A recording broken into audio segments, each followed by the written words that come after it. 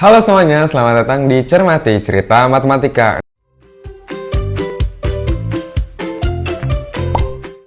Nah, halo semuanya, kenalin gue Adit dari Matematika angkatan 2020. Nah, di sini bakal nemenin kalian pada Cermati episode ke-6.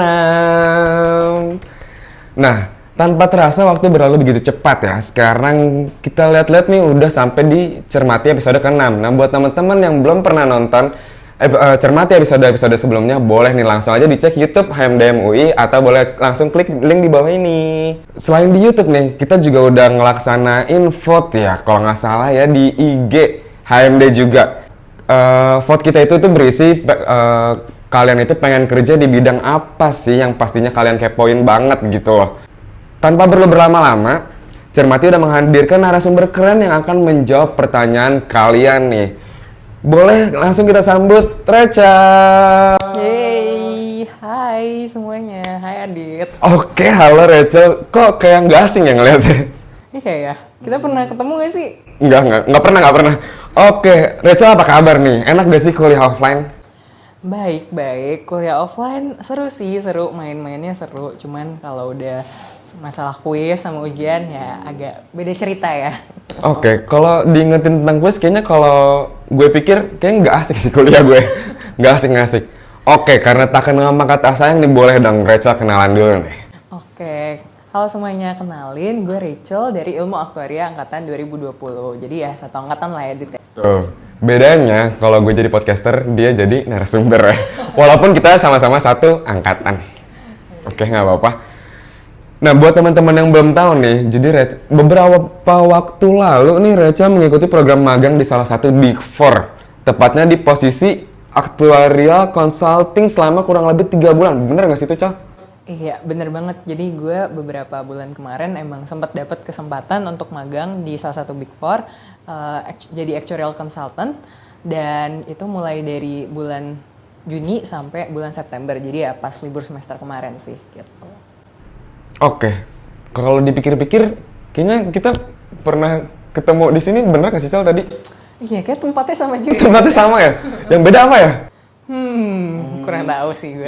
Beda, ternyata Rachel udah jadi narasumber dan gue masih jadi podcaster yang kedua kalinya ya guys ya.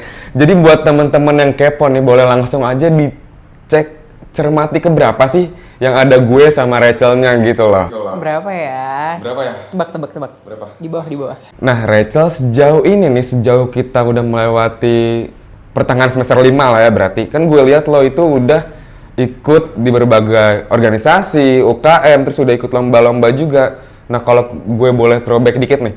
Dulu waktu lo baru masuk nih, goals lo apa sih pas baru masuk UI dia dulu? Aduh, bicara goals ya agak berat. Cuman pas maba, jujur ya gue juga masih clueless gitu loh pas maba. Belum familiar sama lingkungan kuliah, belum tahu mana yang harus gue ikutin, belum tahu mana yang terbaik buat gue. Jadi ya goals gue lebih setnya per tahun gitu. Jadi tahun pertama gue emang set, kan kita masih maba nih, matkul juga masih cenderung lebih ringan lah ya dibanding semester kayak 3, 4 dan lebih atasnya. Jadi di tahun pertama gue prefer untuk explore. Gue cari tahu nih apa sih yang cocok buat gue, apa yang terbaik buat gue. Nah, di tahun kedua pas gue udah tahu mana yang terbaik, nah gue mulai pilih nih mana mana yang mau gue terusin, mana yang mau gue lepas gitu. Jadi karena kita kalau ikut sesuatu kan kita harus invest waktu kita kan. Dan jadi di situ kita harus tahu juga nih ROI-nya tuh apa sih yang didapat dari waktu yang lo invest tadi pas di tahun pertama gitu. Apakah emang lo dapat sesuatu dari ikut kegiatan itu. Nah, mulai tahun ketiga ya gue cenderung pengen coba magang gitu. Gue pengen coba magang satu, itu pertama yang gak berhubungan sama jurusan gue, ilmu aktuaria.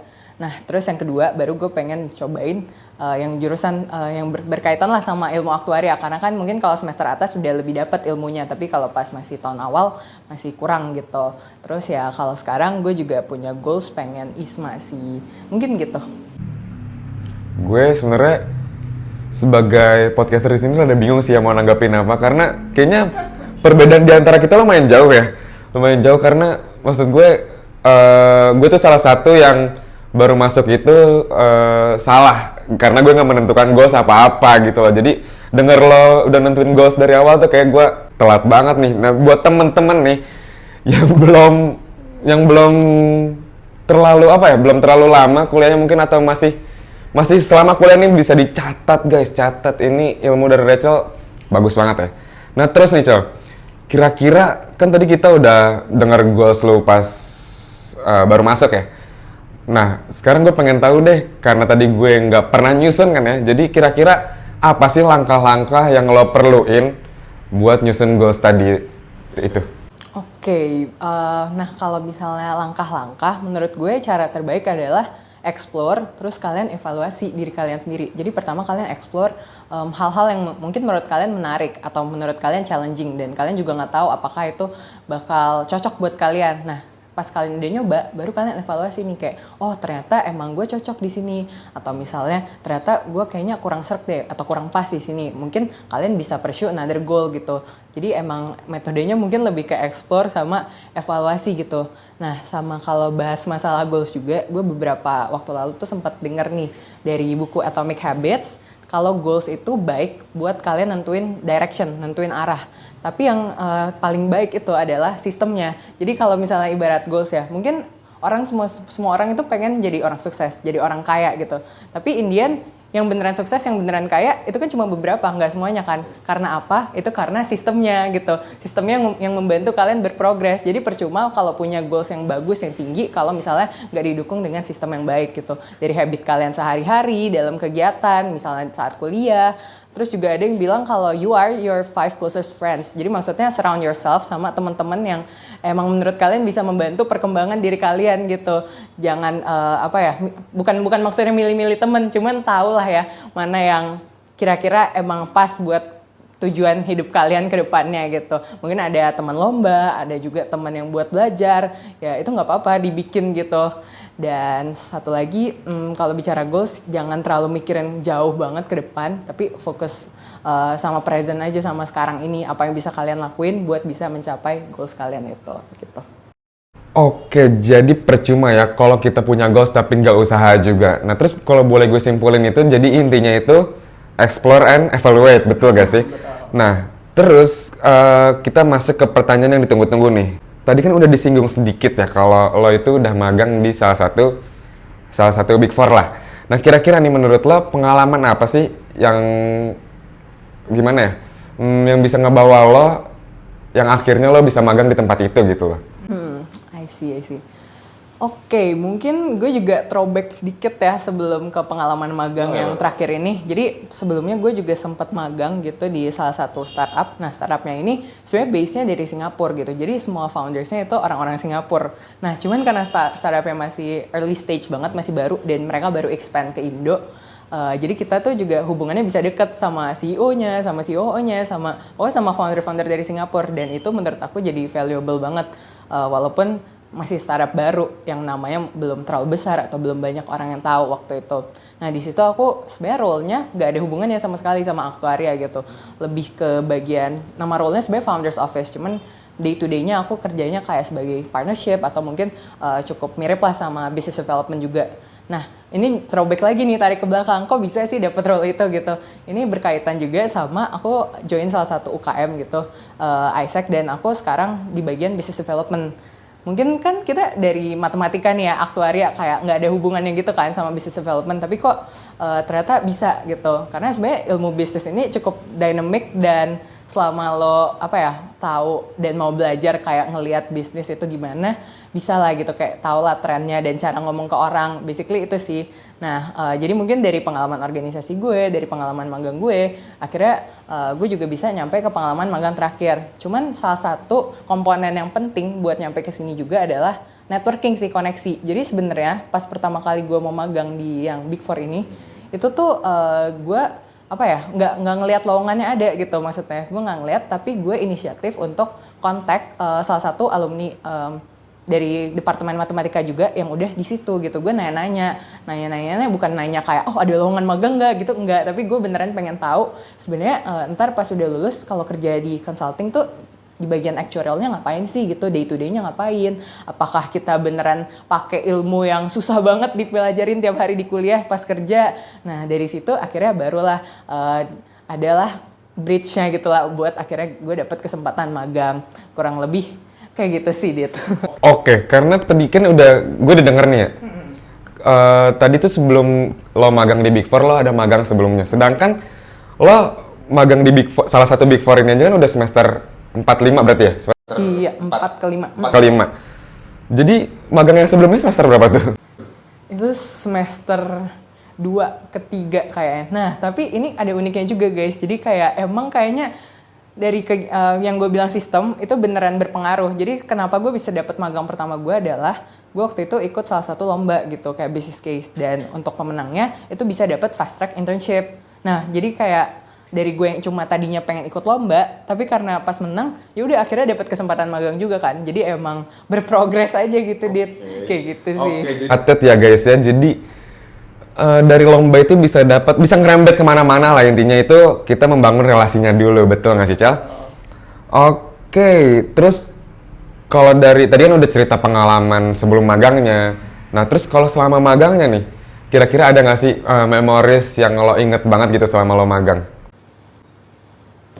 Kalau memories, ya karena kemarin pas terakhir ini full WFH, jadi mungkin nggak ada yang yang berasa banget gimana gitu. Cuman lebih ke memoriesnya mungkin lebih kayak kenal sesama ya orang-orang kayak divisi aktuaria gitu kan, yang kayak udah beneran kerja, dan ternyata ada yang dari UI juga gitu, ada yang mungkin baru lulus beberapa tahun lalu, atau juga ada yang udah alumni dari 2014. Dan ternyata juga ada kayak ibaratnya kakak kelas gue pas SMA gitu yang ternyata sama gitu di divisi itu juga.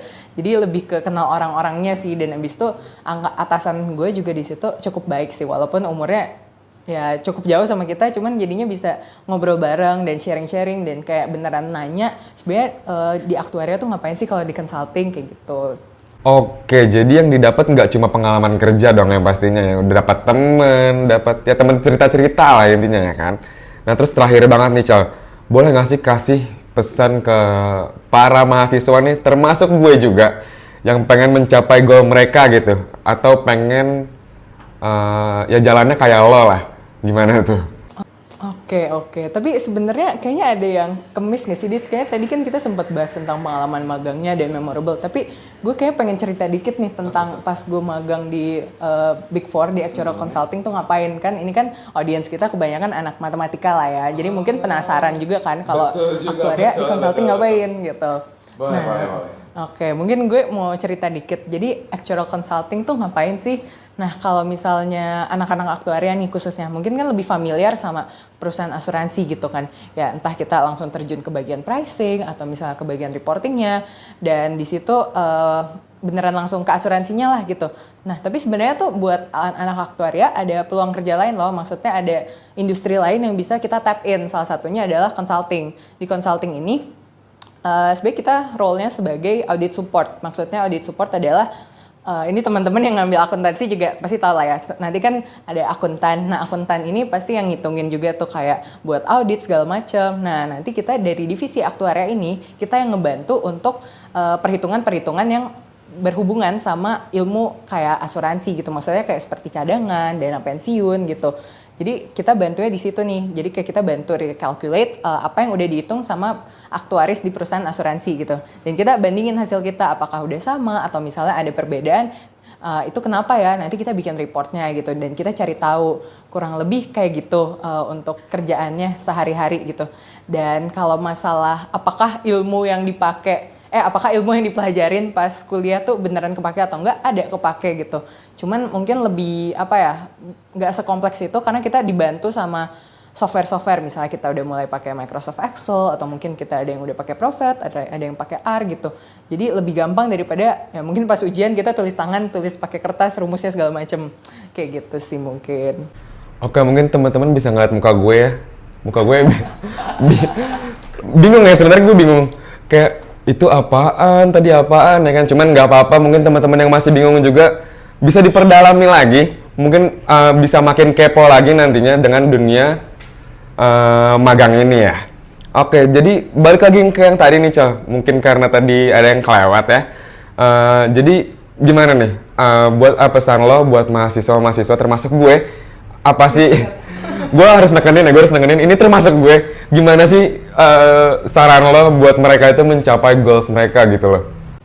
Mungkin saran gue adalah yang pertama tadi kan explore dan evaluate. Terus yang kedua ini lebih berbicara tentang waktu sih. Jadi jangan anggap waktu itu kayak apa ya bisa kamu habisin. Tapi waktu ini anggaplah sebagai investasi gitu. Jadi kalau kamu ikuti sesuatu saat kamu naruh waktu kamu menghabiskan waktu kamu untuk melakukan sesuatu, pertimbangkanlah pula return yang kamu dapat dari situ.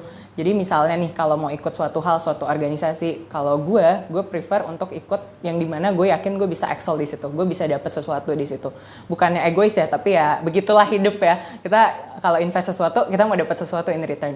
Paling gitu sih buat mencapai goalsnya dan lebih fokus on the present aja sih gitu. Gak usah mikir kejauhan berapa tahun sampai kayak 15 dan 20 tahun lagi, kayak mungkin boleh, tapi ya fokus sama sistemnya dulu sekarang gitu. Oke, singkat tapi sangat dalam ya pesannya. Jadi teman-teman, menurut Kak Rachel ini, kita harus melakukan sesuatunya itu dengan mendapatkan feedback ataupun return yang sebanding ya dengan yang kita keluarkan gitu kan intinya. Ya kurang lebih gitulah. Pokoknya ada lah yang kita dapat gitu, nggak cuma buang-buang gitu. Betul, jadi jangan cuma buang-buang waktu. Nah, gak kerasa kita udah berada nih di ujung cermati ya. Jadi, teman-teman bisa banget nih jawabannya Rachel diinget-inget dan dijadiin inspirasi, betul gak sih, Cel? Boleh, bisa. Sebenarnya ini jadi inspirasi buat gue sih ya, buat gue. Jadi bakal gue inget dan semoga bisa gue aplikasikan ke depannya. Gitu. Amin. Keren banget gak sih?